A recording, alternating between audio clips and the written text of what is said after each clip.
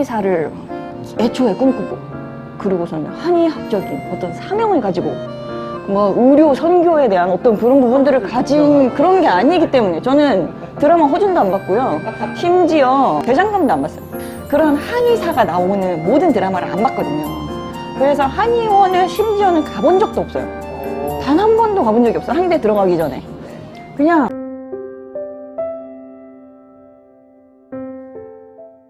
저는 논현동에서 한의원을 운영하고 있는 사랑원 한의원 원장 김사랑입니다. 네.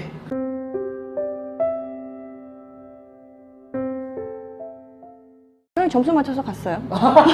늦은 나이에 학교를 들어가려고 수능을 다시 본 상태였어요. 그래서 메디컬을 전부 다 그 중에서 선택을 했죠.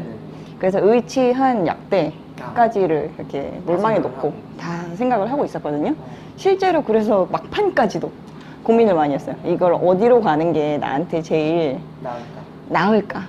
가난한 개척교회 목회자의 딸이었으니까 무언가 또 사회에서 성공할 만한 어떤 기초적인 배경 같은 것들이 그렇게 많거나 이러진 않았어요. 그래서 이미 오빠가 의대에 들어가서, 오빠도 공부를 잘 했어서 이미 오빠는 현역으로 의대에 들어가서 공부를 하던 중이었고, 의대 다니면서 크리스천 메디컬 펠로우십이라는 그 기독교 연합 동아리를 했었어요. 그러면서 나름 치대생들도 보고 한의대생들도 보고 간호대생들도 보고 의대생들도 뭐 여러 학교들 친구들을 만나게 됐고, 그리고 또 선배들까지도 이미 졸업한 선배들의 어떤 모습까지도 다 보게 된 거예요. 그 CMF라는 그 연합 동아리에서 영상팀을 하고 있었거든요. 근데 영상팀 선배 중에 한의대 선배가 있었던 거예요. 한의사가 조금 진료 특징이 뭐냐면 굉장히 좀 전인적인 진료를 해요. 좀 약간 밀도 높은 진료를 할 수밖에 없고, 환자분들을 막 3분 만에 바삐 봐야 되는 어떤 흐름이 아닌 거죠.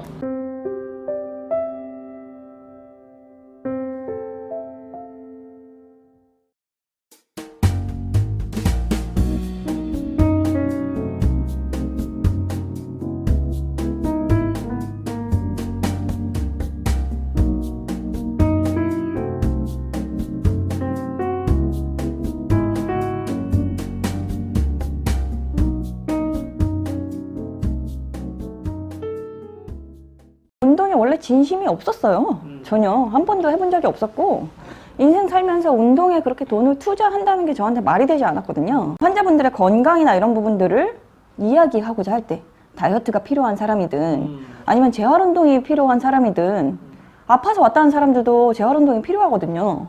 그리고 또 살 빼려고 왔다는 사람들도 운동이 필요하고요. 그리고 또 그냥 건강을 유지하고 싶다라고 생각하는 그런 사람들도 일상적인 어떤 전체적인 운동량이 필요하거든요. 그래서 운동하셔야 돼요 라는 이야기를 매번 하는데, 제가 한 번도 운동을 제대로 해본 적이 없는 거예요. 이래서는 안 되겠다라는 생각이 좀 들었던 거죠. 내가 평생을 진료를 하면서 살 건데 운동이나 이런 부분에 대해서 그래도 전문가적인 관점에서 뭐라도 이야기를 사람에 맞게 해줄 수 있는 입장이고 싶다라는 생각에서 처음 운동을 시작했어요. 한 가지 또 있어요.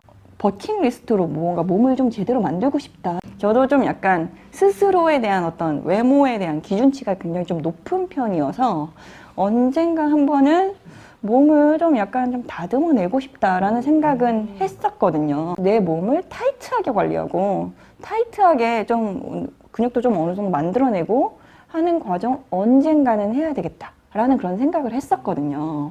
그래서 그렇게 해서 만들어진 그 경험을 통해서 환자분들한테 더 적극적인 그런 이야기를, 조언들을 해줄 수 있으면 좋겠다라는 생각을 막연하게 하고 있었는데, 그거를 실천을 하게 된 거죠.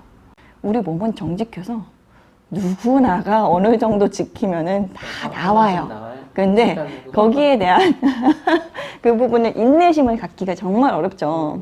그거나 비슷해요. 한의대 들어가서 과연 내가 매년 진급을 할 수 있을까? 이게 늘 고민이 되거든요. 진짜로. 정말 이게 시험에 분량이 너무 많아서 이 시험에 과연 진급을 할 수 있을까? 이게 물론 의대생들도 그럴 거고 치대생들도 그럴 텐데, 과연 내가 진급에서 떨어지면 어떡할까? 이 불안이 매년 있어요. 매년. 매 학기마다 그 유급에 대한 어떤 불안감이 계속 있는데, 꾸역꾸역 애들 하는 대로 그렇게 하다 보면 꾸역꾸역 통과를 해요.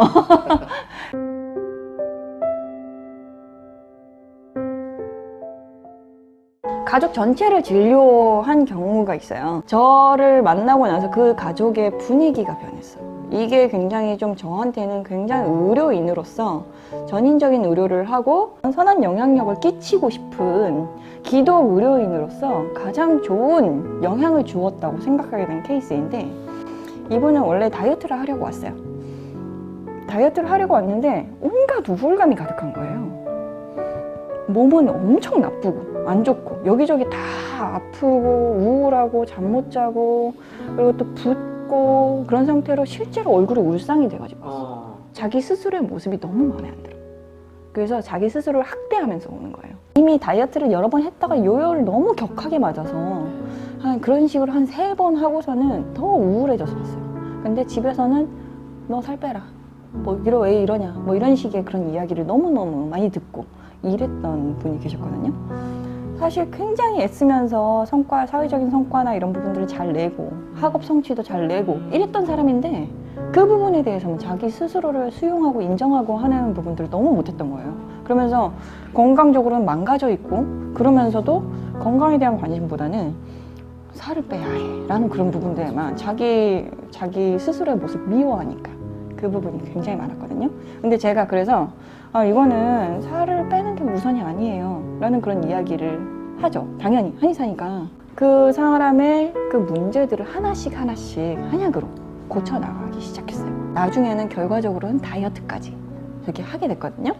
사실은 자기 자신을 미워하는 마음에서 출발한 다이어트였으니까 해내려고 해서 그냥 그 방법론들은 알려주긴 했는데 제대로 지켜내는 데는, 꾸준하게 이어가는 데는 좋은 성과를 내지 못하신 거지. 근데 그럼에도 불구하고 왜 기억에 남는다고 말씀을 드리냐면, 이 사람의 표정이 달라졌어요.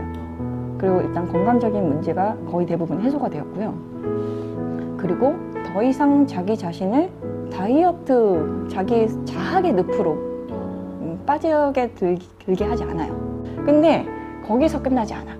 자기 이제 엄마 아빠를 이제 데리고 오기 시작하거든요. 그 중에서 아빠가 어떤 집안 분위기를 조금 냉엄하게 만드는 어떤 악의 축이었던 그런 아버지가 계셨는데, 물론 사랑하는 마음이 너무 과도한데 이건 안 된다, 저렇게 해야 된다, 뭐 이런 부분들에 그거를 계속 주입하시던 분이었어요. 아빠하고의 어떤 대화 단절이 일어나고 이런 부분들이 계속 반복됐었거든요. 근데 아버지가 그 어렸을 때 어린 아이의 어떤 내면에 그런 문제들이, 트라우마틱한 어떤 사건들이 여러 가지가 있었던 거예요. 그거를 반드시 풀어야 된다고 생각했거든요. 그래서 결국은 상담 치료까지 한약과 함께 이어갔거든요. 마음의 문이 열려서 한약을 전체적으로 먹고, 그리고 또 그러면서 상담을 계속해서 1시간씩 예약 잡아서 그렇게 하기 시작을 했는데, 그러면서 자기의 어떤 문제의 뿌리를 발견하고 직면하게 된 거죠. 이렇게 굳이 내가 고수했던 그런 가치관들이 그렇게까지 할 만한 게 아니었구나 라는 부분들을 인지하고 바라보고, 그러면서 이 사람의 삶이 바뀌고 사람들한테 대하는 태도가 바뀌고 가족한테 대하는 태도나 이런 자기 인생을 바라보는 태도나 이런 부분이 다 바뀌셨어요. 그러다 보니까 집안 분위기가 완전히 바뀐 거예요. 처음으로 가족끼리 놀러 가기 시작을 했고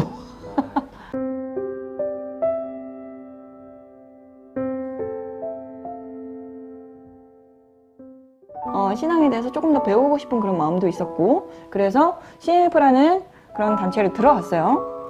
근데 그 당시에 이성적으로 이런저런 이야기를 해주시는 분들이 계셨어요. 그러니까 신앙이 꼭 이성과 배치되는 영역이 아니라고 생각하거든요. 오히려 이성과 배치되면 안 돼요. 안 된다고 생각해요. 물론 이성적으로 말할 수 없는 부분이 있는 것도 사실이지만, 초월의 영역이 있지만 모든 게 비이성적이어서는 안 되거든요. 비상식적이어서는 안 되는데, 그걸 굉장히 이성적으로 설명하면서 그 초월의 영역을 잘 전달해 주시는 소련의 간사님도 여럿 만나게 됐고, 지금 현재 다니고 있는 교회 목사님이신데 원래 CMF 간사님 출신이었어요. CMF에서 선택 강의들 할 때는 간사님들이 하시게 돼요.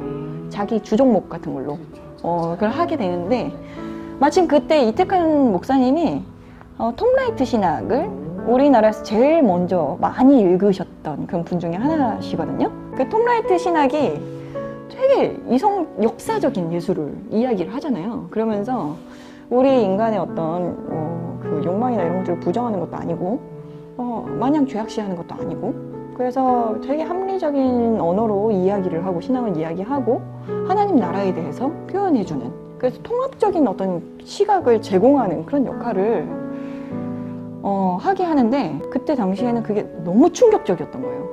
너무 열심히 그거를 듣고 질문거리를 어마어마하게 적어서 그 선택 강의가 끝나고 난 다음에 가서 이건 어떻게 생각하세요?